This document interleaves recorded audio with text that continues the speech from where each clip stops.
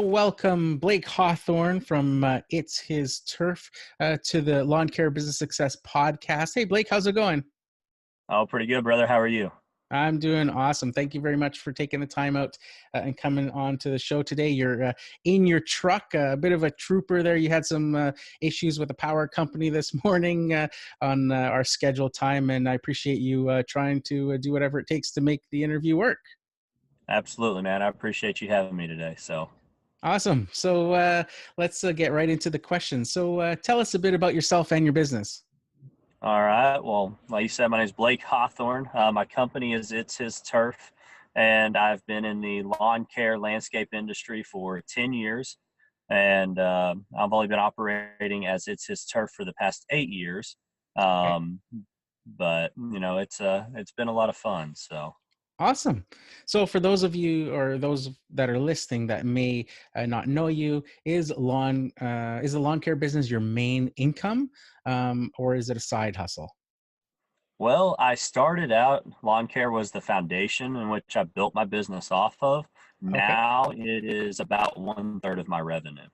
Okay. Awesome. So we'll get into more about that in a bit. So what first attracted you to the lawn care industry and made you want to start your own business? Well, honestly, I didn't enjoy lawn care growing up. My dad used like raking the yard and weed eating as a form of punishment. And so I didn't enjoy it at all. But me and my brother got to talking about it just as right as about the time I was graduating high school. And he had some really good ideas, about starting it. And went to church camp. I was thinking about it. I decided I wanted to start one. Unfortunately, I didn't want to start it with him. And so I just took all of my graduation money and started my own lawn care company. Oh, that's awesome. So you started out pretty like almost like right away, right after school. That's pretty neat. So do you have any employees, or are you just a one-man operation? No, I do have employees. Right now, I have 12 full-time employees. We just did a major downsize from 32 employees. Oh, wow. That's crazy. I've always been just a one-man operation myself. So it's really cool talking to guys that have taken it to that next level and are, employing others and take on that responsibility that comes with that as well. Very cool. Um, so this next question is one that I love asking everybody that I interview. And it's because it's always the same question, but there's a different answer from everybody I ask. Yet, if you ask this question of a non-entrepreneur, usually the answer is always the same. And that is, how would you define success? That's just it's crazy that you asked that. The whole point of my downsize is because I have changed what my definition of success is. Okay. When I started out, I thought it was, building this big company, employing Mhm. X amount of guys, making X amount of money. And I've realized that, success now is, just being able to have a company, being able to bless others, employ others, offer a top quality service, for my clients, but then also finding the balance between that and having time for my family and being able to invest in them and having that freedom from your normal 9 to 5 job and being able to, basically uh, be able to spend the time with them that I need to spend with them and, not having to, be away from home. And so it's really, really huge for me. So my definition of success now, is just being able to be a provider for my family, being able to be a provider for these guys that I have working for me, and being able to be the best or the top of our service industry is what we strive for. And so that's how I define my success. That's awesome. Fantastic. And like I say, see, that's why I love that question. Everybody has such unique answers, and everybody has answers that are, um, you know, uh, tailored to their own journey on this planet and what they're looking for. Yet, like I said, if I ask a non-entrepreneur, the go-to answer is always to make money, to make lots of money. It's always the same. But anybody who's actually doing it, money very rarely comes into the ultimate reason why they or how they define success. So very cool. So in the lawn care side of your business, what type of equipment are you guys primarily using? And what I mean by this is, in my business, I'm a single owner operator. I service really dense city lots. So 90% of what I do is with a 21-inch mower. And the biggest mower that I go to is 36 inches. So what are you guys primarily using in your business? Okay, well, we changed the direction of who our ideal client was, and Okay. so when we started focusing on those quarter acre size lots, and like you said, a very dense route, we changed the machines that we were using. And so we used to mow these big properties. We had 60-inch mowers, stuff like that. And once we really honed in on who we wanted to be as a company and the client that we wanted to, really target and service, we decided to go to a 42-inch Exmark Navigator. And Okay. so we chose the 42-inch because we can get in most back gates with it. But then Okay. also it's got a small footprint. So we're able to do smaller lots and then able to, it's not as heavy. So we're not, leaving tracks or laying the grass down. And the great thing about the Navigators, which is similar to the Walker, identical to the Walker really, is that they are center discharge. So they suck that grass up and Yeah. blow it to the middle and then suck it up. So I can start and end my mowing direction differently every single time. And so I Okay. can come in on the left side of the driveway Yeah. and start mowing along the road, this day. And then the next day I can come in or next week I can come in from the other direction. And though it stands that grass up, and our 60 inches used to mat it down. And Okay. so we kind of made that change. So I have 3 full-time lawn maintenance crews, and every single one of them have an Exmark Navigator. Okay. And then they also have a Gravely zero-turn mower. I still have my original 60-inch mower I bought back in 2008, Okay. and it runs on my dad's crew.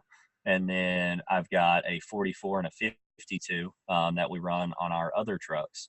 And Okay. so that's just kind of like that mulching mower that we use to, for really anything that we don't want to put the Navigator on. The Navigator is more of like a manicuring mower. Yes. Yes.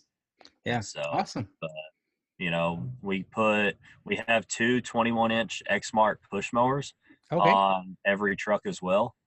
And so that's kind of our go-to push mower. We've gone Yeah. through a lot of them, and Yeah. we have just found that Exmark, we were mowing 150 to 200 yards a week, Hmm. push mowing them last summer, Wow. and they've held up for 2 seasons now. Wow. And that's amazing with the abuse that we put them through. Yeah, yeah.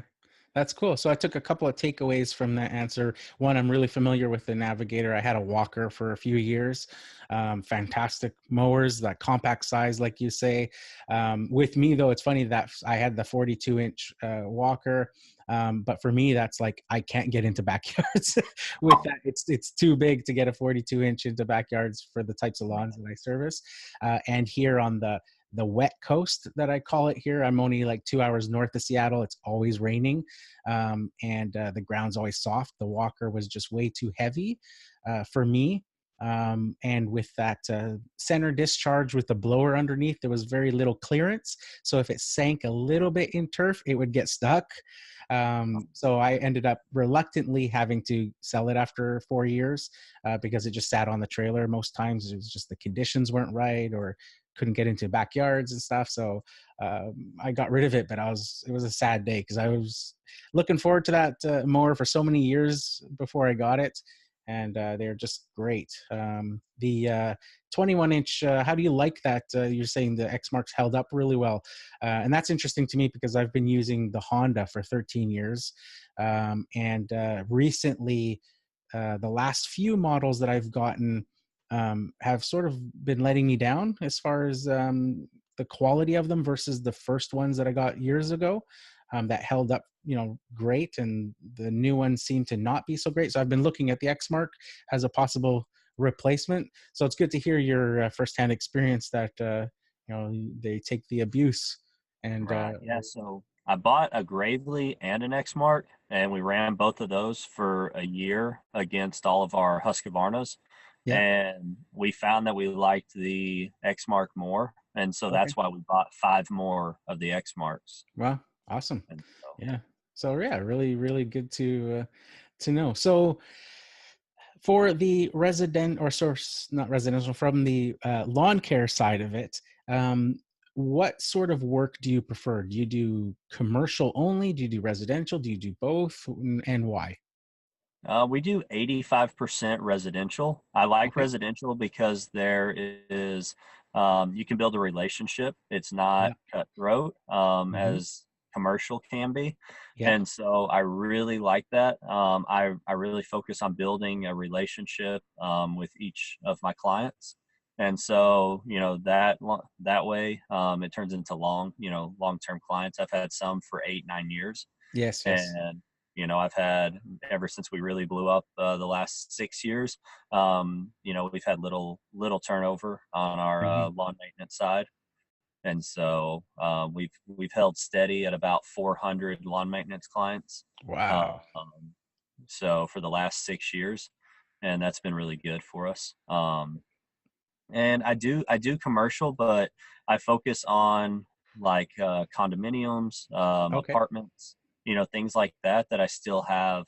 I don't do a lot of office buildings and city work and stuff like that. But I just, yeah, man, it's all about that commitment, building that relationship. I'm big on upsells, and it Okay. allows me to do that with residentials, and then also it helps me to capitalize on my other services, landscaping, hardscaping, etc. At Yeah. having that many clients in my database. So Yeah, that's awesome. I too can relate with that.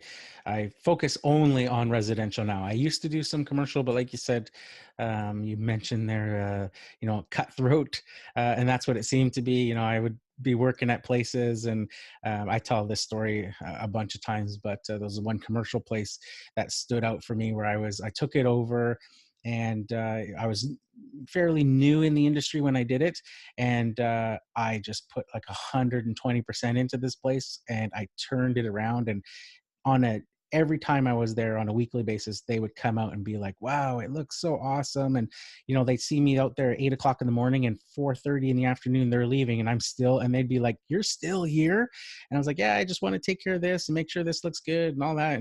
And I remember the manager guy coming out and saying, "Wow, the owner's just so impressed with everything you've done." I was like, "Hey, that's great." And then the next year came along, and I was like, "Man, I was spending like the whole day there, right? Like I need to, up the price a little bit and stuff." And they were so happy with it and stuff. So I asked, I think it was like a $200 a month increase, and they're like, "See ya." I was like, "Really? Like, you guys, wow, spent so much time telling me how good I made the place look, and I was spending all this time, and for $200 more, you're a month, you're like, nope."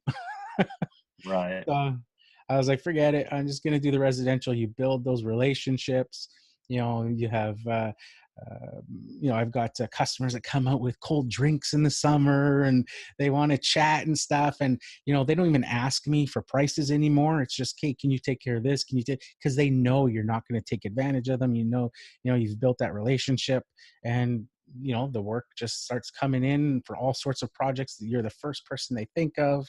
Can you do this? Can you do that? They're recommending you to friends and family and all that sort of stuff. So I just have really clicked with the residential. And also, my attention span is like this big. So commercial properties, if I'm there for a long time, I'm like, I can't deal with it. I love doing just one house, getting in the truck, moving, going to the next house to the truck. So yeah, I can relate to some of those things that you were talking about there. So let's get into some of those other services that you alluded to in the beginning there. So you said that lawn care doesn't primarily take up most of the work that you guys do now. So what is it that you guys have expanded in? And I've been following your YouTube channel, so I've got an idea of some of the stuff that you do. But for those listening that may not know who you are, maybe get into that. right. Yeah. So when I started, I wanted to be a landscaper. I wanted to go buy a tractor. I couldn't get a tractor finance, so that's what really sealed the deal on our mower after I got Okay. back from church camp. So my first services, I started dabbling into just redoing flower beds, replacing dead bushes, stuff like that for clients. I started dabbling in a little bit of irrigation, fixing sprinkler heads, Yeah. mostly that I may or may not have tore up. And just kind of started getting into that. And so the first two services that we kind of expanded into very early on was landscaping and irrigation, and that was I really enjoyed that. But early on into landscaping, I started getting calls about retaining walls and little Okay. patios and stuff like that. So we jumped straight into hardscaping by like 2 years of business. We were in that doing a lot of little block retaining walls, flower beds, patios, pathways, etc. And I just had a very strong interest in water features, and so that's what my attention started to go towards. And I started to focus on waterfalls and figured it out. Got a customer to take a chance on me. We went out, did our first waterfall, and then that just kind of sparked it. At that point, I decided we're going to do full-time hardscape landscape Huh? crew. I had some really good lawn maintenance guys at the time, so they were running our lawn maintenance schedules, and I just started growing this landscape portion of my business, and just kept building on it. And so, before I knew it, we were basically doing as much landscaping as we were lawn maintenance, and which was amazing. And then as our clientele started to grow, next thing we knew, irrigation became its own full-time position and crew. Huh? Landscaping and hardscaping had been separated. They were their own full-time crews. Wow. And I had started getting into a lot of general contracting. I have a license in general contracting and, construction. So I started doing a lot of, concrete, subbing out, Okay. some plumbing, electrical, just everything. We started doing a full service exterior design and install. And so that did really well for a couple years. And then I got in on a swimming pool project, and I had a really bad encounter with a contractor. I ended up building a 20-foot water wall, and he said that I'm the pool guy, you're just the landscaper, you do your job, I'll do mine. And we had designed this beautiful waterfall, and he ended up missizing the pumps, Oh. and you couldn't run all of it at once. Oh, okay. And so that's when I started getting into swimming pools. I decided, well, if I'm going to have to deal with that, I'll just do it myself. Yeah, yeah. And so I got, 2 years ago, we got into swimming pools and concrete hardscapes, kind of full force. And concrete started taking over 90% of our hardscapes. And then I had the opportunity to take on stonemakers, and I became a dealer with them, got my company trained and certified with stonemakers. And that kind of, took up about 99% of all of our hardscape stuff, where we were carving the concrete to look like stone, and Yeah. doing these big water features. And um, everything was going good. We grew to over 32 employees. We had 15 trucks and crews on the road. And um, I had the guy that I bought out in the concrete industry actually leave my company. And when he left my company, he took a few of my guys, and Wow. we kind of switched and honed in. And we did a big downsize, like I was saying earlier. And so now our primary focus for 2019 is going to be our lawn care, and then our stonemakers, our hardscapes. We're going to still do irrigation and landscaping, but it's only going to be for either our lawn maintenance clients or for the people we're doing stonemakers for. Okay. And we're not going to go chase full-time crews. We've brought it down to where we're going to be running 4 crews this next year. And so Okay. it's I think it's going to be really good. But that's kind of our focus. And I may or may not be getting out of the swimming pool industry. Okay. Haven't quite decided yet. I haven't just man, I love it. We did a pretty amazing pool all out of stonemakers last year. Yeah. And I recreated a swimming hole that a Yeah. customer actually took me on a hike to, Oh wow. um, and we recreated it in his backyard. Oh wow, that's awesome. And I really enjoyed that part of it. But Yeah. there's just so much to go into swimming pools. Yeah, yeah, yeah. No kidding. And That so, stonemakers is very interesting to me. I knew a guy before lawn care. I was doing vinyl signs and decals and stuff, and I was on these forums about signs and stuff. And there was a local guy that was doing these really creative signs for businesses. They were more like monuments outside of businesses. Like I'm talking full size, full scale, like a refrigeration company that he did one for example, where it was like full size polar bear with the company sign and stuff. And it was all carved concrete. So I was chatting with the guy and he invited me out to his shop, and I went out there and he was showing me how, and his inspiration was um, Disneyland. He loved Disneyland, and he would go on a yearly basis and take thousands of photos of all of their uh, just all the areas in Disneyland. Because, and it's funny because once he told me that, and I would go on vacation, I would notice everything there is carved concrete. It's all carved, right? It's like from trees to things. It's like everything is, and it was just so cool to see how it's done. And watching some of your videos, I could relate to remembering back to when I was visiting him with he was mixing concrete with sand and putting in the fiberglass reinforcement little strands and mixing it all in, and they would build wire sort of like pencil rod frames for things, and then put chicken wire mesh stuff over it, and then put this concrete so as a salute, like a base, and then put the concrete over it for like larger projects. And then they would wait till a certain point and then start carving it like you were doing and stuff. And it's just so neat to watch that you're doing that now with like fire pits and things like that. So super cool. And we'll get into a bit more about that as the questions go on here. So this next question that I have for you is one, probably, you know, every other question I ask is pretty straightforward for people. This next one is the only one that kind of gives people a pause for thought, something that they got to kind of think about. And is share with us a time you struggled in business and what you learned or did to overcome it. all right. I mean, we've kind of alluded. I've kind of alluded to it a few times now. Yeah, The first 8 years were I don't want to say easy, but yeah, I mean they definitely had their trials and things that happened. But as an entirety, they were fairly easy. yeah, I loved the gratification of what I did, and I poured my heart and soul into my business and my services, and growing was easy for me. okay, We grew from 17 to 2,000 clients in 7.5 years, okay, wow, and so it was, and that was easy. The hardest thing, in that growth was employees.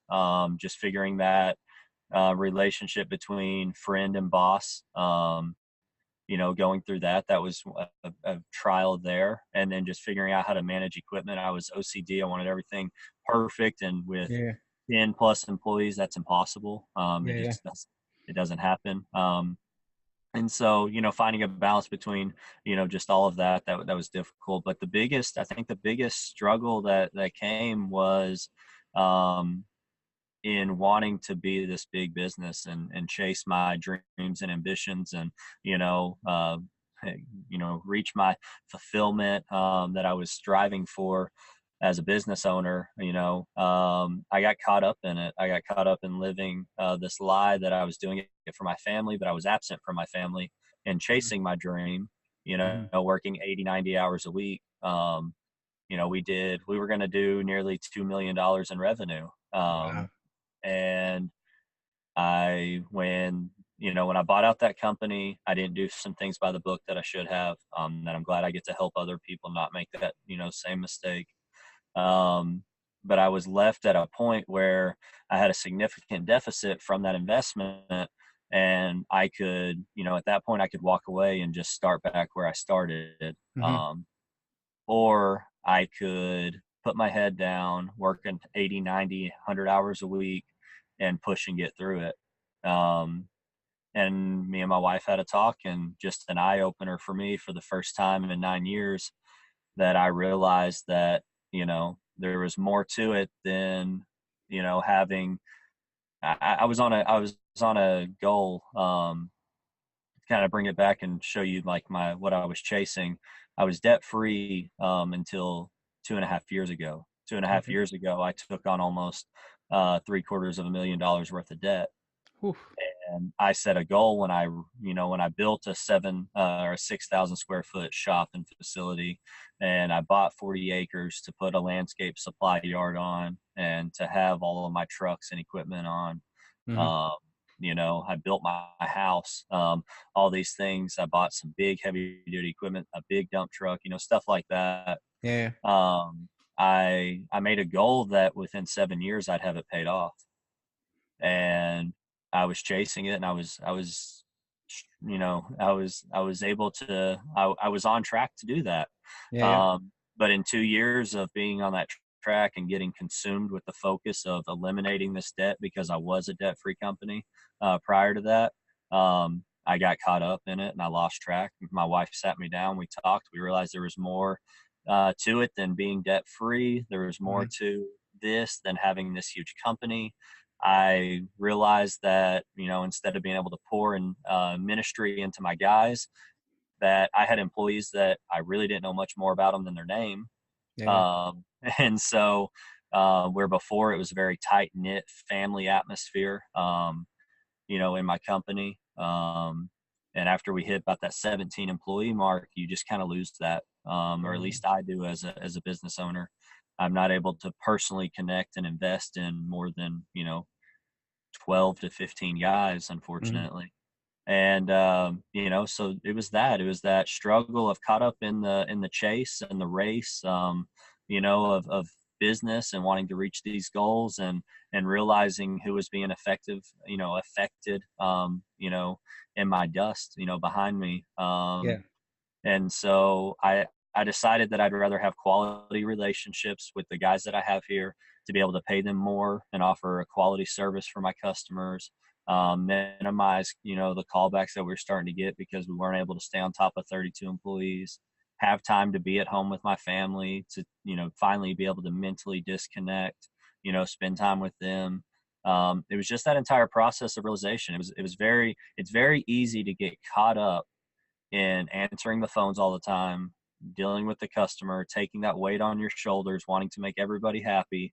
Hmm. And yeah, just not to get caught up in the race of running your business, to set some non-negotiables, Okay. and to have your definition of success and your business plan, to make a business plan, and to know very clearly what you're striving to achieve. And when you do that, to not get caught up in the distractions that are thrown your direction. Yeah. And I think that, if you have a very clear, definition of your success, a business plan and where you want to go, and then you set those non-negotiables, you'll eliminate a lot of the stuff that I went through. Mm. And then, I know that I have strong faith, and I know there are a lot of times that I went against the convictions, Mm. and I justified my decisions. And I've learned in that to really trust, my gut and my conscience and those convictions that the Lord gives me, Mhm. those moments, because they're to help me Yeah, yeah, and yeah. to save me, a lot of what I went through. What do they say about faith? Just because you can't see it doesn't mean that it isn't. Things aren't there working in the background. I know that with me in times, especially early on. Learning the lawn care industry and having that winter downtime and sort of budgeting for that. There'd be times where early on I'd be finding myself, where money's starting to get tight and I didn't and I would always think to myself, just have faith. The Lord has never let me down in the past, and things will work out. They always do. Like, don't panic. Don't things. Just have faith. And thankfully, it's has always worked out that way for me. So it's neat to hear you, come to that realization and to figure out recognize, like you said there, an important takeaway was you were justifying all of that by saying you were doing it for your family, but in that whole time your family was the one that was getting neglected, with you putting going after that goal so hard. Really cool. Thank you very much for sharing that with us. So on to the next question here. What is your favorite thing? You've been self-employed now for a while. What would you say is your favorite thing about being self-employed? Just the endless opportunity.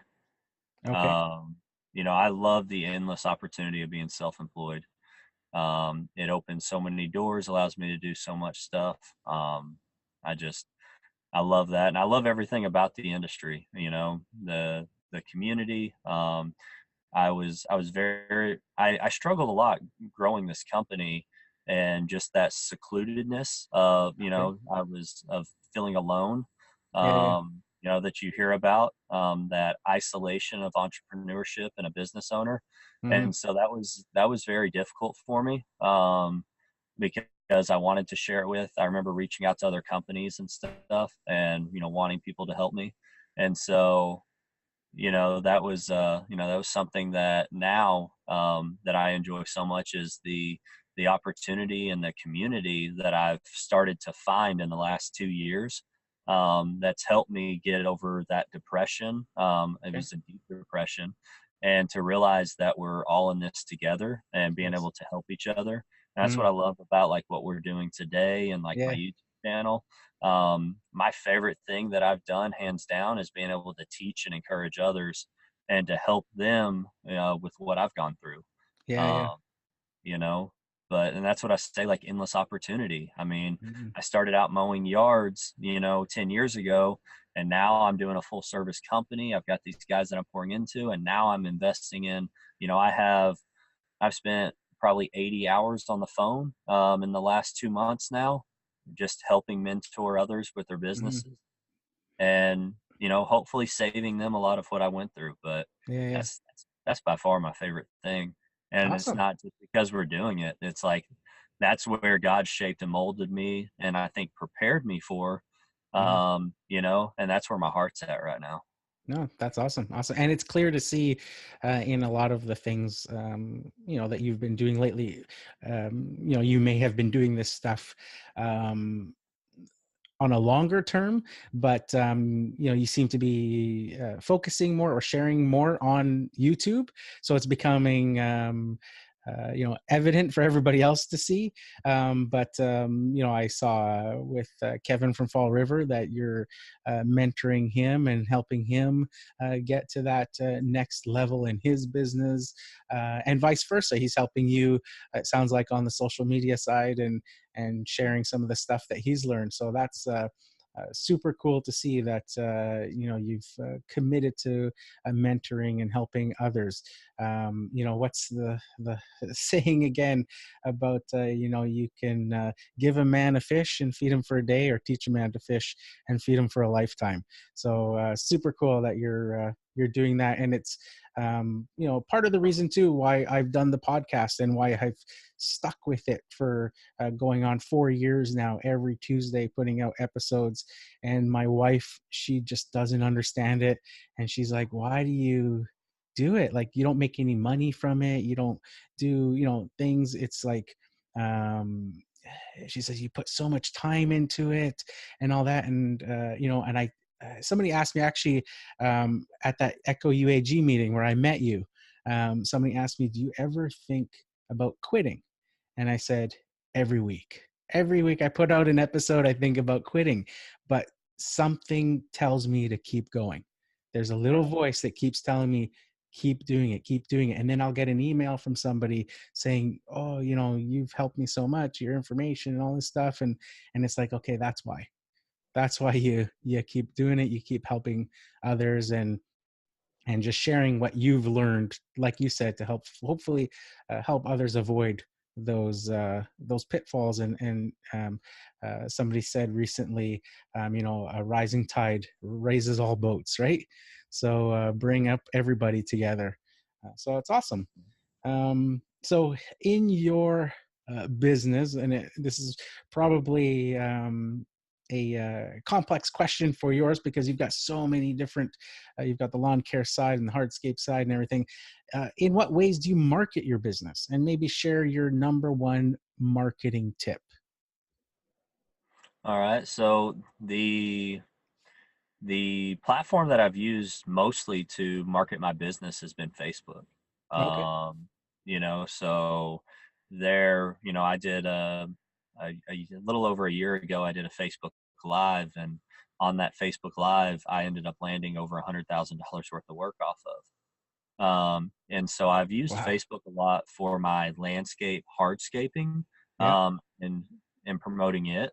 And then in my lawn maintenance, I've really used word of mouth and what we call clover leafing, which is just taking and, advertising to our neighbors, of the properties we're already servicing, and Okay. just continuously putting ourselves out in front of them, being that lending that helping hand, when we see a lady, I told somebody about it, or I mentioned it in one of my videos, that there was a lady sweeping her driveway off, years ago. And I went over there and blew it off real quick, gave her my card, just said, hey, if you ever need anything, let me know. A couple years later, she picked us up, and now she's been a client for like 5 years, Yeah. a year round customer, and so you just never know by continuously, and I'd given her a door hanger before and passed out a flyer and done those things, but, you never know which thing is going to, finally have her make her decision to go with you. Yeah. Yeah. And not that I do things for something in return, but I know that by me helping her that day, it opened her eyes, you know what I mean, to my Yes. company in a different light than someone else. Yeah. Yeah. And just by being willing to help her, because what would have taken her 20 minutes to do, it took me 30 seconds, Yeah. Yeah. Yeah. you know? Yeah. And Yeah. No, so, that's awesome. I've seen that when I first, and that's how I've always done things as well. When I first started in lawn care, I actually bought a franchise in a franchise company, and I had to go out with like the trainer guy and learn lawn care and learn how to estimate and all that sort of stuff. And uh, I got that idea from him as well because we would be, mowing and cleaning up a property, and a neighbor would be raking leaves across the street, and he would go up to the neighbor and go, "Hey, just throw that in our trailer. We'll haul it off for you, no charge. Don't worry about it," sort of thing, right? And the guy's like, yeah, Really? Like you're gonna haul it?" He's like, "Yeah, don't worry, but we're here anyways. The trailer's full. I'm going to the dump. What big? It's not a big deal, right?" So I've always right, taken that sort of lesson with me as well, and just simple things when I'm mowing a lawn. Anytime or I'm trimming, anytime there's a pedestrian walking down like a sidewalk, and because I'm in small properties and you're fairly close to people, I always shut down the stuff like the blades on the mowers, stop weed whacking, stop edging, whatever I'm doing, let them walk by. And you always get that smile from them because they recognize that you're stopping your work to let them go by, so that they're, especially if they have kids and strollers and things like that, just letting them, not worry about it and things like, just always being cognizant of the people around you and putting your company's best foot forward in that sense, because you're always representing your company with everything that you do. So yeah, very cool. And I always talk about that too, like when you're mowing lawns and stuff, when you're finished mowing lawns, go to those neighbors houses and drop off flyers at the very least. If you see people outside, talk to them. If yeah, you don't have anything to talk about, I talk about this all the time, how look for something, do a quick scan of their property, look for something, whether it's a dog that's with them, a nice old muscle car, a boat, something like that that you can relate to, and ask them about it. Don't come in asking about lawn care and this and that. Just, hey, and I talk about once where I did this with a guy, I was delivering flyers, and his garage door was open, and he said, "Oh, what's up?" Because I was walking up his driveway, and I said, "Oh, I'm just dropping off some flyers for lawn care." He goes, "Oh, I don't need that. I do my own lawn." I say, "Hey, no problem. I'll just leave it with you. If you know anybody else, would you please pass it along?" And I noticed an old Corvette in his garage, and I said, "Hey, is that a 1966 Corvette?" And he was like, "No, actually, it's a 1965." And I knew quite a bit about old Corvettes. I used to be, when in high school, I loved old Corvettes. So I knew quite a bit about them. And we started this 30-minute conversation about Corvettes. And, at the end of the conversation, I left and thanked him for his time and went. Lo and behold, a month later, who do I get a call from? That guy looking for trees to be pruned, right? And it's like the simplest thing can set yourself apart from the competition, Yep. because you've talked to him. He now knows, likes, and trusts you, has a sense of who you are. And, it's an easy way to take 5 minutes, 10 minutes with people, neighbors across the street, and just introduce yourself. Because that can be the difference when they're thinking about something in the future, to go, "Hey, I know a guy." And And that's yeah, go ahead. Oh no, I was just gonna say I think that's the number one mistake that a lot of these contractors make is not wanting, just wanting to leave a flyer or do mail outs and not have that personal connection with the customer. Yeah, I'm yeah, like I told you before, I'm looking to build a relationship. So when I go yeah, there, it's not just to get a quick service in and out. If they wanted that, they'd hire the cheapest guy. yeah, I'm yeah, looking for the ideal customer that wants a relationship yeah, with yeah, me and my company to build with. And so, yeah, like you said, looking for those things. I mean, it's the same thing here. We look for, if they're wearing sports, memorabilia, yeah, if yeah, got, some deer heads hanging up on in the garage. I mean, those are all things that we're looking for. And like you said, just to be genuine and to have a conversation. Then you don't have to make anything up. You just simply ask questions and make a connection. yeah, And I yeah. It think goes that a long that's way. what a lot of people, that's the missing component that a lot of people miss out on, Yeah, yeah, is that right there, yeah, because it goes, you have to constantly be able to market yourself genuinely, to any potential customer, and everybody's a potential customer. yeah, Realtors, bankers, the person at the gas station, yeah, yeah, the guy walking their dog, everybody is. And you have to constantly, as a business owner, be marketing yourself well. I know my wife used to always get mad at me because I'd wear a work shirt everywhere. You work all the time. Why are you wearing that out to dinner? Why are you wearing that on the weekend? yeah, yeah, People would see the cross on the back of my shirt. They would ask questions. It would allow me the opportunity to give them a card and just say, "Hey, if you ever need anything, give me a call." And that was what was constantly building that part of the business. yeah. That's awesome. And like I said, that relationship can go such a long way. I've told the story before on my podcast where, in the last few years, there's been a trend here where I live, where these companies have popped up where they hire a bunch of students in the springtime, and they literally drive around in one of those like Econoline 15 passenger vans full of students and a flat deck trailer full of 15 aerators. And they drop off a kid with an aerator in the neighborhood, and the kid just walks door to door, knocking on doors and seeing if people want their lawns aerated. The problem is that they've undercut the prices dramatically on this stuff, and they've taken a lot of work from landscapers and stuff. But all of my own customers have still retained me at the original price to aerate lawns. And one of them actually told me that one of these people came to the door and said, would you like to have your lawn aerated? And he's like, "No, I've got a guy that does it." He says, "Well, we're doing it for $30, and I normally charge 75." And he's like, "No, that's okay. I've got a guy." And the guy said, "Well, what if we do it for 25?" He's like, "No, no, no. I've got a guy. You don't understand." And the guy goes, "Well, what if we pay you and you let us?" He was being sarcastic at this point, going, "Well, what if we pay you and you let us aerate your lawn at the same time?" And he's like, "No, no, you don't get it. I'm loyal to my lawn guy. He's the guy that's going to do it." Right. So those relationships, as long as you're treating your customers right and stuff, they can go a long, long way. Yeah, Um, right. yeah. So this next question that I have, already know the answer to because I was watching your videos, and but other people might not know.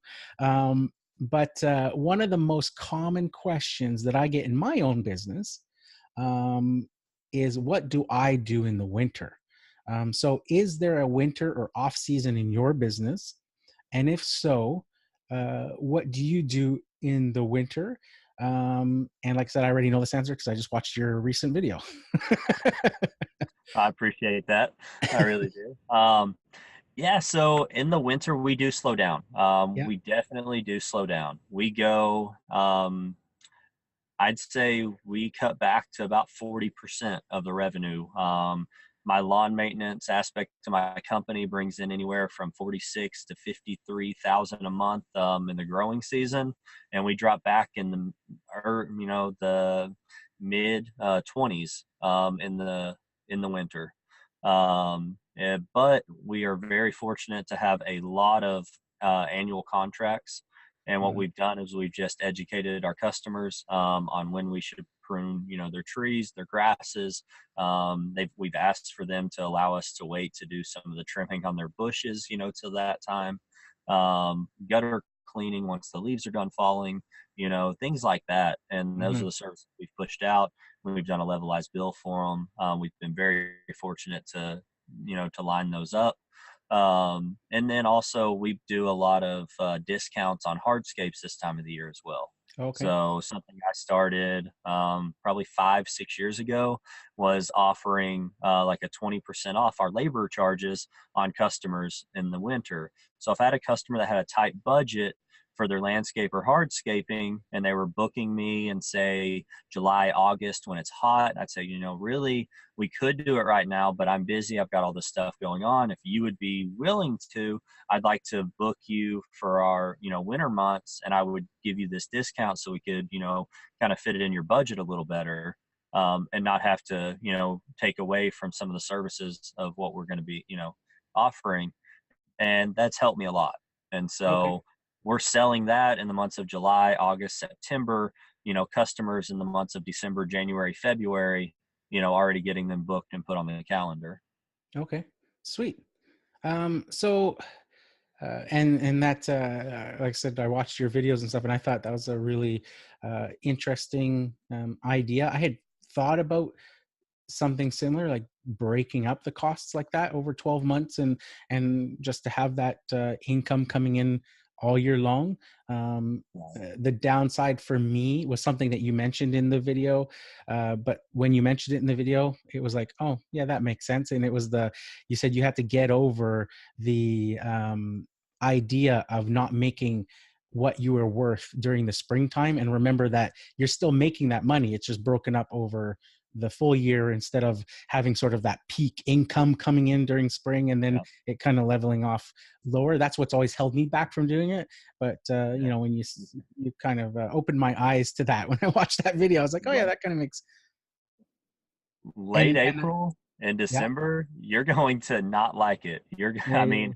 last month I lost money. I Mm, I I truly lost money. Um, but this next month is going to be a different story. yeah, yeah, It's because we was late season. There was a ton of leaves to clean up. We were spending way more time at these properties, getting them cleaned up properly, and I lost money. yeah, yeah, End of April when our grass is growing and the weeds are crazy, I'm having to double cut stuff, triple cut it sometimes. I lose money. yeah, yeah, But in the summer when everything kind of plateaus out, and in the winter when things slow down, I make really good money. yeah, yeah. And It that's what I balances out. have to keep in consideration. And to me, my first winter in lawn care, I had to split firewood to pay my mower payment. After Mm, that point, I decided I'm not doing it. I will line up services. yeah, By yeah, my third year, I was only turning. I had like 4 or 5 full time employees through the winter, but I was only bringing in like 3,000 in revenue from our clients. I said, this isn't good. mhm, And so I started thinking, what can I do? And, these were services they would call us for. Some would, but some never would, or they'd wait till spring and have us do one complete cleanup and stuff like that. spending $300-400. And I decided, well, that doesn't make sense. Why don't, I need the revenue year round. I want to be able to retain good employees. And so that's when we came up with offering it as a levelized bill for 12 months. Yeah, yeah. And that next winter, we literally had almost 10,000 a month in revenue. Wow. And Yeah, we only grew our clientele base by like 30 clients. yeah, yeah. Yeah, And that's crazy. so, Yeah, that makes it made sense. I was watching, like I said, I was watching that video, and when you said, you just mentioned it again, where you're doing this large cleanup, and then it's like this big bill for the customer, and I'm one that I always feel bad when the bill is big for a customer. I don't know what it is, but I always feel bad charging them for that, even though, they're super happy and all that. But it's just like, man, I know, and it tends to be those leaf cleanup times and stuff. And, it's getting close to Christmas, and there's all these other expenditures for, families and stuff. And it's like, man, that's, tough. And I'm always like giving them a heads up that, this month's bill is going to be, because I'm always like that. And that's what made sense. It was like, hey, that is a neat idea to break it up over the 12 months. So they know every month exactly what the price is going to be, and kind of levels it up, makes it easier for them, and gives you that income throughout the year, right. through the winter and stuff too. Very cool. Yeah, Um, and something we did is we took and we would show a customer their books and say, "Hey, you spent this much with us last year, but you're going to save this, or it's only going to cost you $25 more a month to have us service, this, and you're getting all these additional services." So we mhm. were able to show them that. And then I hear a lot of guys say, "Well, there's no way people would go for that." And it's because they don't have a trust in that personal relationship that we were talking Yeah, about earlier with their yeah, customers, yeah, yeah. because they No, just that, look at them as a service. yeah, And yeah. that's, you want to break the mold. You want to change their thinking. Yeah. Yeah, that's and it's And funny that like I said, it's all sort of coming full circle for me watching those videos from you and stuff, because I always pride myself on super simple lawn care, like making it as easy for my customers to do business with me. And basically what I mean by that is that super reliable. I never miss a day. That I'm there when I say I'm going to be there. That I'm always in uniform. That they can trust that I'm always on their property. That it's not somebody that they don't know that I'm sending in my place or something like that without previous introductions or things like that. If I were to have employees, and also that I bill them. To their credit card at the end of each month. They don't have to write a check to me. They don't have to. I take care of everything, just to make it super simple. And that would be that would be taking it and one more step in having, a 12-month equal payment, super simple. Then there's no, worries, or even, like I said, taking it just that one extra step. So super cool. And yes, I've really been enjoying watching your videos. You've got so much to share on there. So what are your future plans or goals for your business? this next year, we're really just doubling down and focusing on, like I said, what we have our passion for. So it's important that what my guys are doing, they have a passion to do. And so we're really going to, focus on that, and that's our lawn care. I've got guys that they absolutely love going out and taking care of our properties and stuff. So we're gonna, continue to focus on that because it's our bread and butter. But then we're also going to be focusing on the stone makers. In the hardscape. So, that's where we're at as a company, this next year, is focusing on that. But then, with the downsize, it's given me some free time. It's, because honestly, I've got a great supervisor here. I've got some great employees. Everybody that's with me has been with me 2 years or more, except for my mechanic, but I've known my mechanic for 15 years. And so, I've got a great group of guys right now Okay. that I can do whatever I want to do. That definitely helps. Sorry, I was muting my microphone. The garbage truck is going by making a racket outside there. Um, so, what is, I don't know if you'll have an answer to this, but what is the weirdest thing you've seen or has happened to you during your career in your business? Do what now? Sorry, what is the weirdest thing you've seen or has happened to you in your business? Um, Do you have any sort of standout experiences of? And I tell the story of my own. Was one where I went to. I was actually at Home Depot one day, and this lady came up to me. She saw my truck and trailer outside the garden center.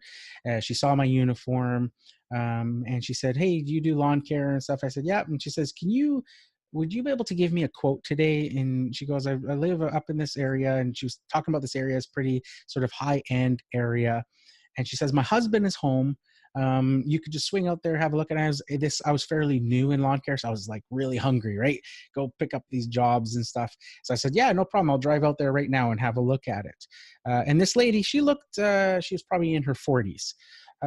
So I get to the house, and it's just this monster mansion, like just enormous. And they're asking for a quote on lawn care, and all I have is a 21-inch mower. And I'm like, but I'm hungry. I'm going to do this. And I think it was like an acre or something. Like for you, I know, like you just talked about 40-acre plot that you bought for your shop and stuff. But I'm from, an acre is just like ginormous compared to like the normal houses and stuff, right? So I get out there, and it's like an acre of land that I'm going to mow with my Honda. And I knock on the door, and this man comes to the door, but he has to be like 90 something years old, and it's her husband. So he's like twice her age. So that kind of took me back. Uh, but I started talking to him. And he's like, yeah, yeah, yeah. My wife said you're coming. And then his eyes rolled to the back of his head, and he collapsed. And at the same time, when he came down, he was holding up his pants. Like his belt wasn't on. So when his eyes rolled back, his pants dropped to the ground, and he fell like there in the foyer. And I was like, what the heck just, and I'm like, "Sir, are you okay? Like your thing." I thought he was having a heart attack or dying or something. And he woke up, and it was just that he got up, he was in bed, and he came running to the door too quickly and was lightheaded and fainted. But that was like the craziest thing that's ever happened to me. And one of my previous guests asked me this question, and that's the answer that came to my head. So I thought that's a neat question, sort of ask other people. So, what is the weirdest sort of standout thing, or any sort of experience that you've had that's kind of been out of the norm? right, man. Huh. All right. I gotcha. It's hard to top that one now. That Well, you don't have to top it. Just some pretty unique experience. yeah. No, I had my very first landscaping job. Yep. I actually worked with another company. They hired me in because I had a tractor and access to a dump truck, and so we teamed up together on my very first landscape job. And I remember we dug up a bunch of bushes, Okay. and I asked the customer if I could transplant them, if I could have them. She told me no. Okay. Okay. These bushes are invasive. You can't have them. And so I thought, okay. She was like, they deserve to die, and all this stuff. And so we go back to working. I'm like, okay, that was weird. And I mean, we were tearing her landscape out and redoing it. Didn't know the story behind it.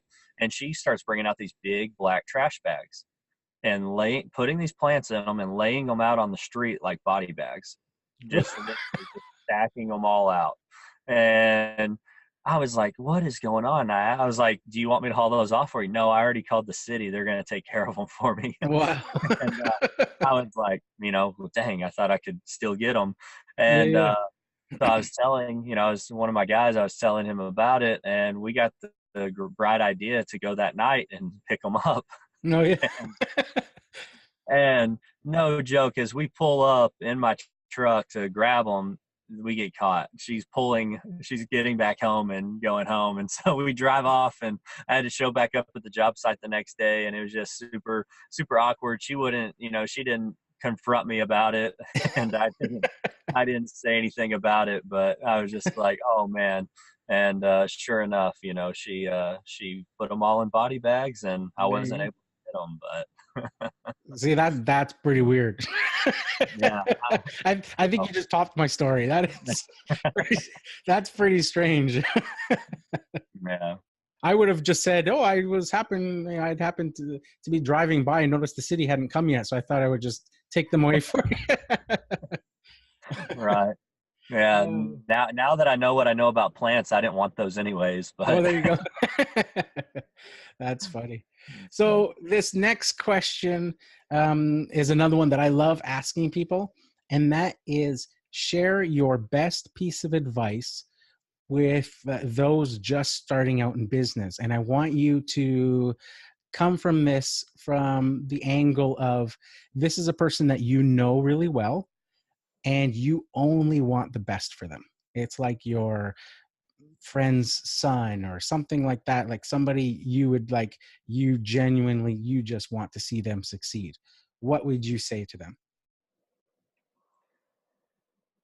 What I would say is for them to get laser focused. You know, I use that term a lot with my guys. I want each person to really find something that they have a passion for. And I think for them to be successful in business, they really need a laser focus in on what they enjoy about their business, because they need to love going to work every single day, no matter what it is. This Hmm. industry, and you know, and in this industry, there is a broad spectrum of things that you can do, but if you find something, you know, that you can just laser focus on, pour your heart and soul into, and, you know, just to stand behind their work. You know, so if they love it and they just completely, you know, basically put all their, all their, um, all their efforts into it, and, you know, to stand behind it, whether I've lost, you know, $20 on a job, and I've lost $36,000 on a job, Okay. and you stand behind your work no matter what. Okay. And Awesome. it's your name, it's your integrity, it's everything. And you know, just to do what you say you're going to do for the price you said you were going to do it, and to stand behind it, and Awesome. just take those mistakes and learn from them, and you'll be successful. Great. Great answer. So I'm going to transition to the next topic here, and that is the playbook. All So right. tell me all about this playbook, what it is, and you know who can get involved with it, and how people can get involved with it. All right. So the playbook, I've got some videos out on it. You know, I've got one promotional video that just really God led. You know, and And so I interject. It'll literally give you goosebumps when you watch it. no, a little bit of the story before I talk about the playbook on that Yeah. video. We shot 26 minutes of footage. I have a full-time guy that handles my, you know, my videos, my edits, my marketing. Um, he does my Amazon affiliations. You know, he Yeah. manages the playbook. He helps, you know, book those courses. He, you know, everything. But he's full time editor as well for my YouTube channel.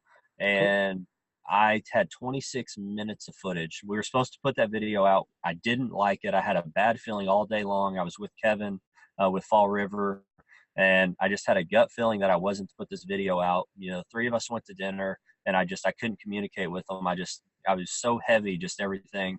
And I said, man, I got to shoot a different video. So I got in the truck and I was shooting it, and I just started talking to the camera. Like, we didn't plan on having me in the video at all.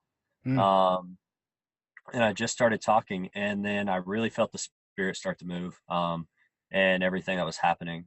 I went home. I had a dream in the middle of the night about a vision of what God was, you know, wanting to portray with that. And I didn't see specifically the video that we put out, but the message was very similar. I woke up, didn't really think much about it, went to work, and I got a call from Justin, my guy, about 10 o'clock that morning. He's like, hey, I need you to come check out this video. And I was like, man. And that's when I realized, I was like, well, that dream was too good to be true. You know, Mhm. we got a problem with the video, you know, the footage didn't work, whatever it was. And so I said, okay, I said, I'll be over at the studio in a minute. So probably an hour later, I showed up, and you know, I checked out the video, and I just started weeping. Mm. just tears pouring from my eyes, because the message that had been portrayed to me, that night, was what he had put in video form Yeah. that next morning, Yeah. without us talking. Zero communication between the Yeah. two. Yeah. That's cool. And that's when I knew that, that there was something bigger that was going on with this. But Yeah. I mean, if you haven't checked it out, I mean, be sure and check out that video of the playbook. Like you said, I mean, it's amazing. It's powerful. Yeah. Yeah. And it's nothing that I did, Yeah. Yeah. um, and No, so, it literally, like I said, I watched it last night over again, and it like literally gave me goosebumps watching it. Right? It was like that's crazy. yeah, So yeah. So what exactly I'll jump into is that. the playbook about, and what can people? How can people get involved?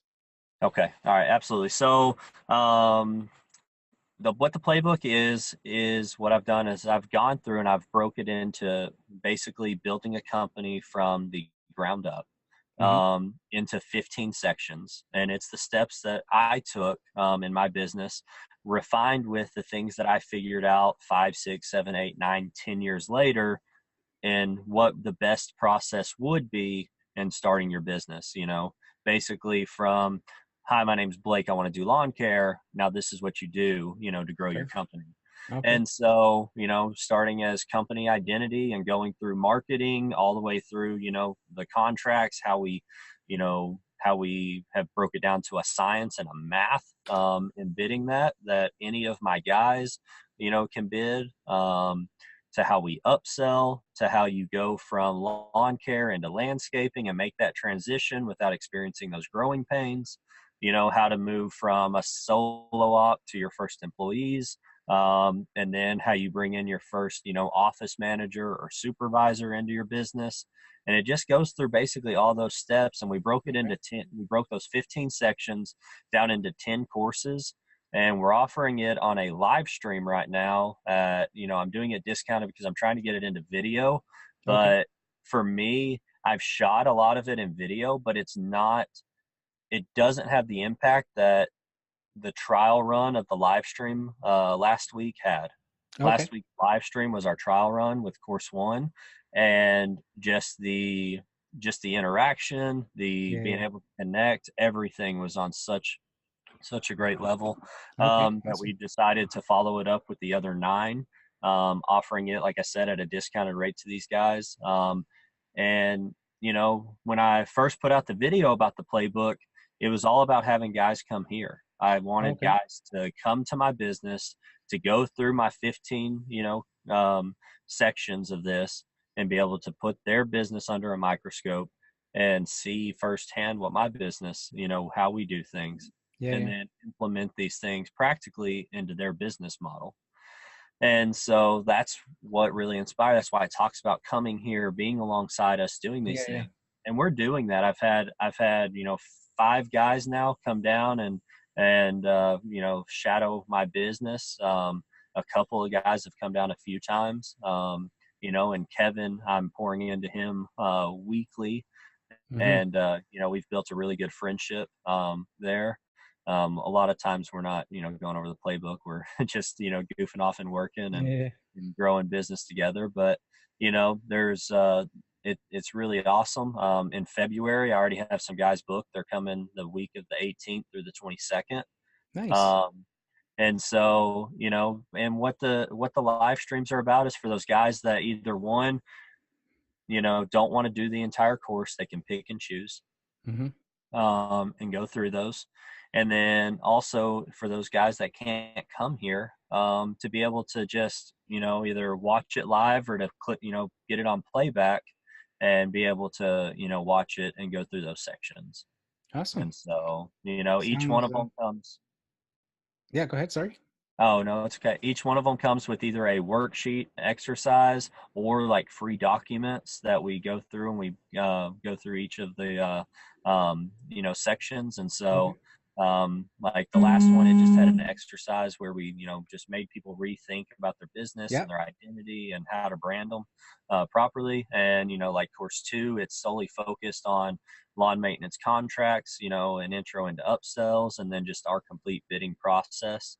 And like I said, we break it down there to a science with them, where they create their own mathematical equation for their company where anybody can go bid them on. Okay. And so, That's it sounds very takes the complete. guessing out of the equation. Yeah, awesome. Sounds really comprehensive, and something if somebody's got coming into it with no experience at all, right? That could be a huge step up, huge helping hand for somebody to take that experience from somebody who has grown their business and has seen, like you said, the revenue and the sizes that you've grown your business to. That experience is invaluable. Okay, great. So that's sounds like a really comprehensive course that you have going on there. So next, I want to transition into YouTube.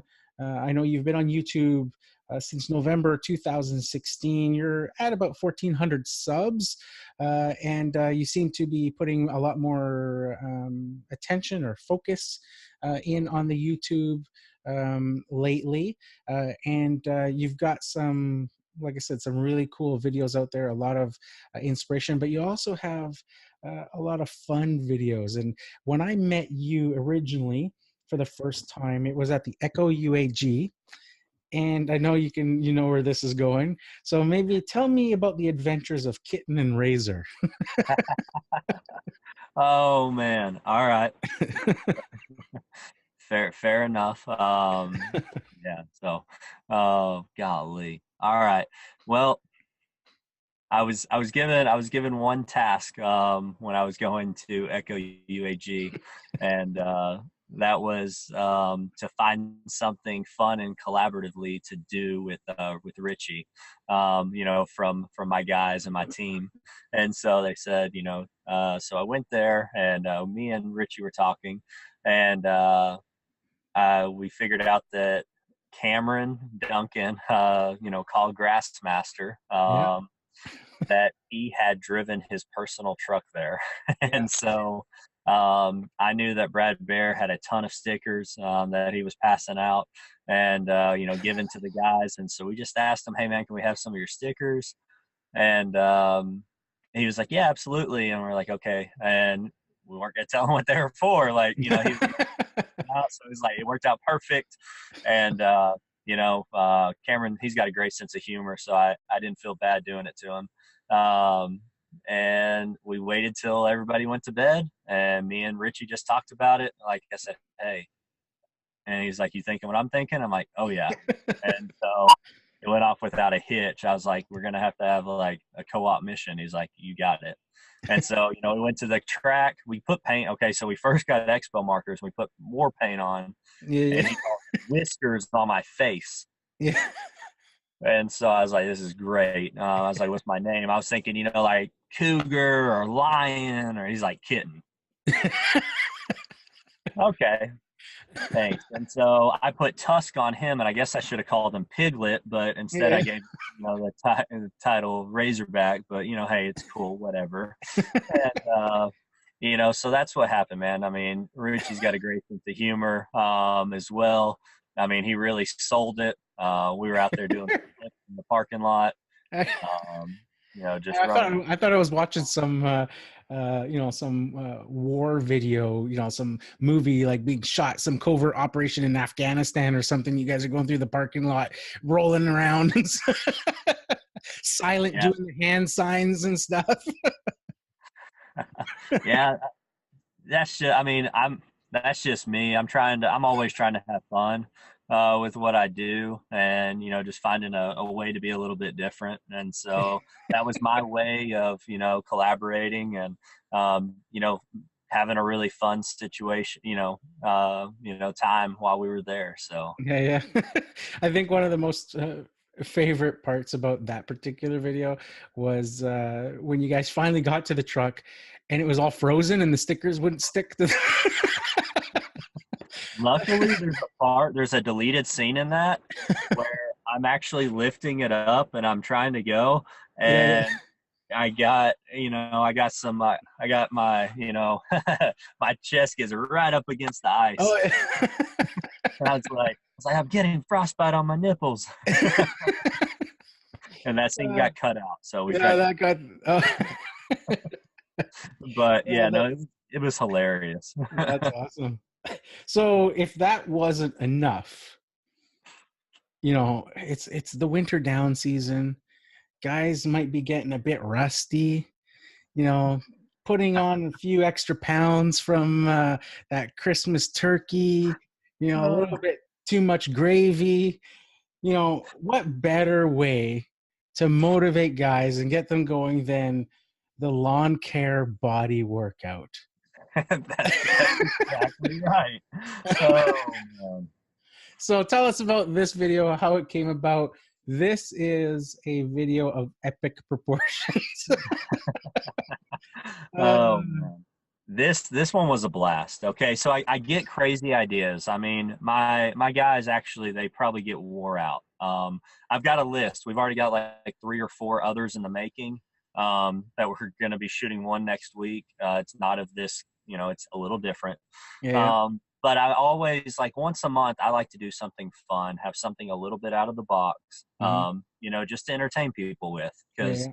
I feel like we need that nice break. It all Yeah. started with that hedge games video I did, where I don't know if you've checked it out, but it's a big time lapse of hedge trimming. Be sure and check Okay. it out. Okay. I haven't It's seen that one. I'll have to look. it's right in line with this. So if Okay. you enjoy those two, you'll probably love this one. Um, but man, there was a comment on YouTube, just a guy being mean and vicious. And over on Kevin's channel, Kevin's my buddy, just like all these guys, like, hey dude, I'll go to war for you. Let's do this. Yeah. Yeah. Like I'm ready to go to battle.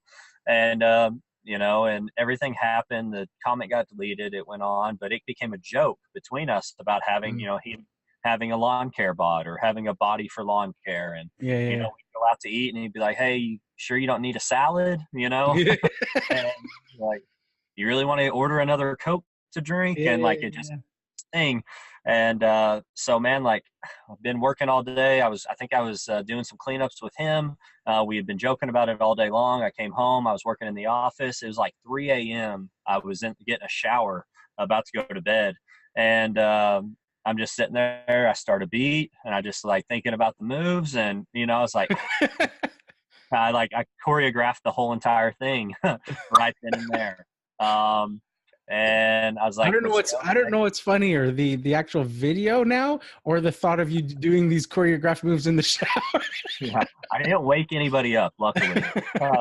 But I woke up early the next morning. Like, I only got like 2.5, 3 hours of sleep. I woke up. I couldn't wait to tell my wife about it. She had a great idea. She's like, you need to use your tools as props, Okay. because Yeah. all the moves didn't have tools initially. Yeah. Okay. Yeah. Yeah. So they were all without it. Yeah. Yeah. Yeah. And so I was like, that's genius. And so we got out here, we did it without them. And I was like, we got to do our idea. We got to, you know what I mean? So I called up some buddies, my guys, and I called in like 15 guys. And I was just like, good personalities. I was like, I'll get these guys out here. And like, everybody flaked on me. Everybody. uh, And so like the whole back row, yeah. Yeah. one of the guys is my supervisor. He is like the most serious person you've ever met in your life. And he was like, I'll do this. I believe in you. I'll sell it. And when I do, the rest of our guys will do it as well. And so sure enough, Wow. they did it. And so I had my other 3 guys on the back row. They're my guys. They came in. The front row was, one of my buddies that I play ultimate frisbee with, and then the other one is another one of my buddies that used to work for me. He's a firefighter now. Okay. And so I was like, guys, you have to, please. I was like, because Justin, my video guy, he was going to do it, but he got hurt the day before Okay. and had to go to the chiropractor the morning of, and he was sore. So he couldn't get out there. And I was like, we're just going to do it. And it was epic. I mean, like you said, it was hilarious. Everybody got into character once I finally did. And what a great team building or team bonding experience too for your crew, right? Like to get away from the work side of it, the serious side, and just cut loose. But where did you guys source all those wardrobes? That was like, I was like reliving my childhood there. Unfortunately, a lot of us, I mean, we didn't buy anything special. We all had that. Trey wore his ugly sweater from the Christmas party the weekend before. Unfortunately, what I was wearing is my work attire. I stole my son's headband because I felt like it would really set it off. Yeah. And Cameron just grabbed some ridiculous clothes out of his closet, and that was everybody just grabbed like their high school or like their Yeah. ridiculous clothes and was like, hey, we're gonna rock it. One of my guys, I Yeah. had to make him wear spandex because he was wearing his I don't know what they call it in the military, but he was in the Marines and he had his shorty shorts, his silkies, I think they call them. Okay. Okay. I was like, you are not wearing your silkies out here without anything underneath. And so I made him wear spandex underneath it like me. So, but yeah, That's no, funny. it was hilarious. A lot of fun. And I think we made a couple people laugh. Oh, So totally. I don't think there's uh, if somebody watches that video and they don't at least laugh out loud, let alone snort halfway through it, then they don't have a pulse, because that was so funny. Like even my wife came into the room going, "What are you laughing about? Like, what's what's so funny?" So yeah, that's awesome, and I look yeah, forward to many more of them. I was like watching that, and I've been told by podcast listeners and people that watch my videos that I'm ultra conservative when I'm on camera and stuff like that. So I was watching and I was like, yeah, I get that. Like that's just kind of who I am. So I was watching that video going, man, that is so brave to like sit there and just, like that is like, I have trouble just getting in front of the camera, never mind doing something like that. if you see Kevin's video, he leaves it raw for like the first few minutes. It took a minute for me to get into character. Oh, I almost backed out and psyched myself out of it. oh Like I yeah, have that personality, don't get me wrong, and that is my personality. yeah, But knowing that I was about to take it to the extreme and possibly get hated on by a bunch of people, yeah, yeah, you know. But it was received super well. People have loved it. They've reached out to me. I tried to start. Nobody's owned up to it, but I've challenged several people to the like hashtag lawn care bod challenge. I told them oh if yeah. they do it, I'd hook them up with a tank top, and That's as long as they videoed it. But nobody will do it yet. that's So that's funny. if I Oh man. challenged you and you're listening to Oh, this, guys, I you know know who you you're are. saying that, and I'm like starting to like get lower and lower in my seat. the, Not me. the funny thing, the funny thing is that when I'm at home with my kids, I'm the biggest goofball. Like I'm completely different.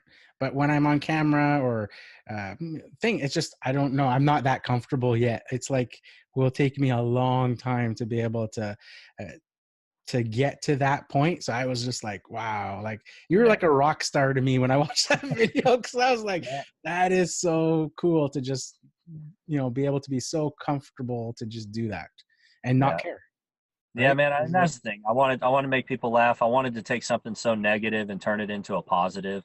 Yeah, Like, you know what I mean? I wanted somebody to see, just like that. I mean, cyberbullying, you know what I mean? And just turn it into something, positive. Um, and just realize like, how it could be such a joke, for us.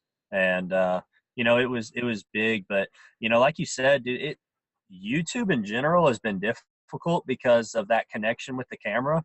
yeah, My first several videos were rough, yeah. extremely rough. It actually, what broke me out of my shell was I was at GIE this year, and a Hmm. guy comes up to me, complete stranger. He's like, "Hey, I love your channel," and I was like, "What?" First person ever, because I Yeah, started in November, 17. So I'd only been doing this like right at a year. And he was like, "Yeah, I love your channel." Started talking to me about some of my videos and stuff like that. And my wife said I just lit up like a Christmas tree, oh you yeah, know, yeah, like I was cheesing and everything. And, yeah, yeah. um, you know, And I was like, it made it real at that moment. I Yeah, realized yeah, that looking into that lens and talking to it, like I had the opportunity to impact someone's life. yeah, yeah. I had that And that's same. when my whole focus with YouTube changed. Oh, okay. Yeah, So, I had the same experience with the podcast for the first time this year. I've been doing this for, this is going on 4 years, and because I'm in Canada, like literally 80 or sorry, when I was looking at the stats the other day, 90% of my downloads are from the United States. So, and then after that is Canada and Australia and Great Britain. So I'm in relative obscurity where I am. And last year, the dealer put on his like annual demo day. You go out to a park. He's got all the manufacturers there and stuff. And so I went, and it was like the first time I heard somebody yell my name. And I looked over, and this guy started walking towards me, and he's like, "Hey, I listened to your podcast and all stuff." And I was just like, "What?" It was just like a total like Twilight Zone moment, right? yeah. And then I had another guy. I was selling a piece of equipment, and I put it on Craigslist, and this guy contacted me about it, and I was, just talking to him about it, and I said, okay, well, we'll meet in this parking lot or this park and stuff, right? Because I didn't want to give out my home address and stuff. I don't know who people are, and so I pulled up, and I see this truck and trailer there as I'm pulling into the parking lot, and I get out of my truck, and I see the guy walking towards me, and he yells, "Hey, I know you." He says, "I watch all your videos and your podcasts." He says, "You're part of the reason I started my business." And I was like, "What? That's crazy," right? Yep. Needless to say, I gave him a good deal on the on the Oh, mower. So yeah. So, so flattery goes a long ways. yeah, but yeah, it's crazy how you see that impact that you can have. Yep. But for me, it's still very hard. Baby steps. Like first it was podcasting, then it's like now I'm doing videos, but 90% of them are in my garage, unless I'm filming myself mowing, where a GoPro is like in a tree and nobody around me knows that I'm filming, sort of thing, right? And if I'm outside filming, I find my voice gets really quiet, right?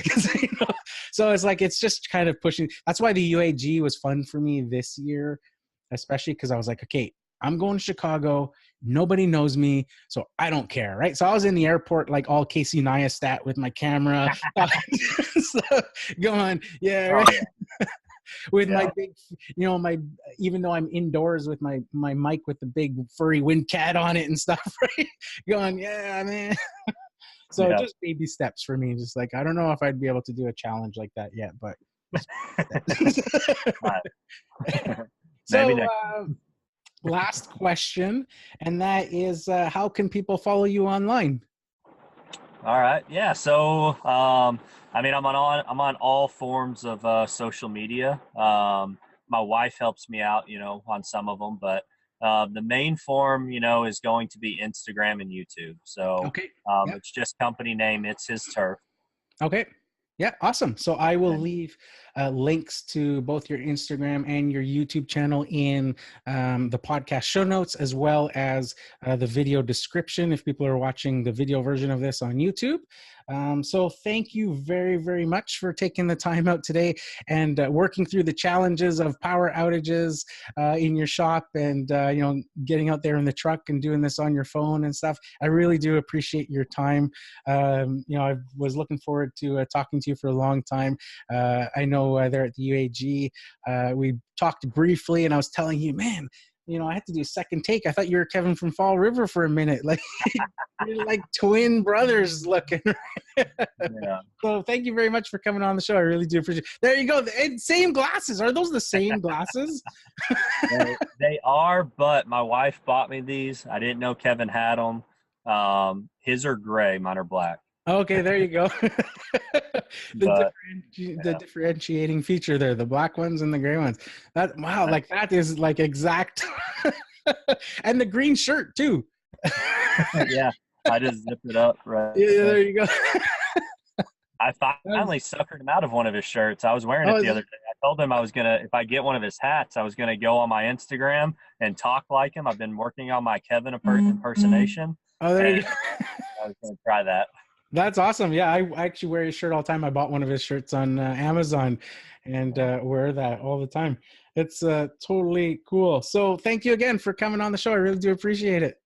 Awesome. Thank you, Julio. I appreciate you, brother. All right, awesome.